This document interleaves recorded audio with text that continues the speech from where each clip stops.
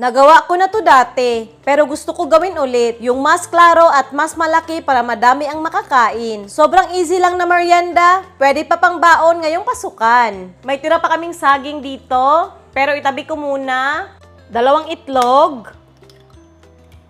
1/2 cup sarang asukal, pero 1/4 lang para hindi masyadong matamis. I-whisk lang muna natin para matunaw yung asukal. Yan, dapat ganito, natunaw na yung asukal.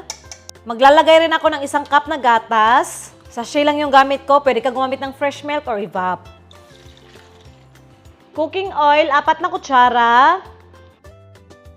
At haluin na ng mabuti. Pwede ka rin maglagay ng vanilla extract ha kung meron ka dyan.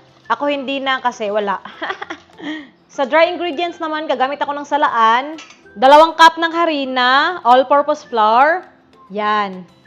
Tapos baking powder, punuin mo yung kutsara. At konting asin.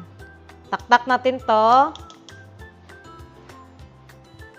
Tapos haluin natin ng mabuti. Hanggang maging ganito na yung itsura na hindi na makita yung flour.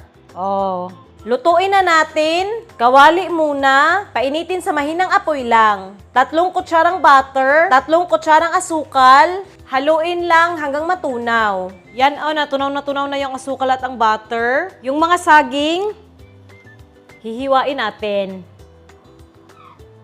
Yung ganito kakapal okay na. Tapos ilagay natin dito.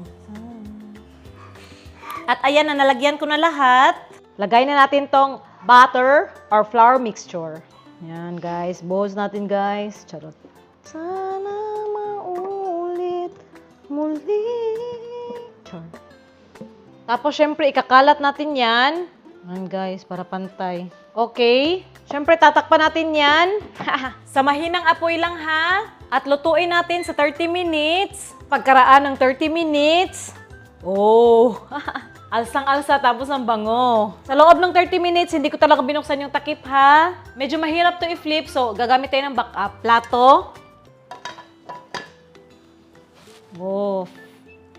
Yan ganda tingnan. Ito na yung itsura di ba hindi naman sunog? Ibalik natin to para kabilang side naman ang maluto.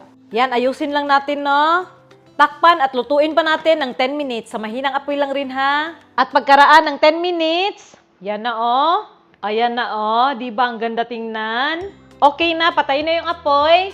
Hanguin na natin to. Yan. Ito na mainit-init pa, hiwain na natin.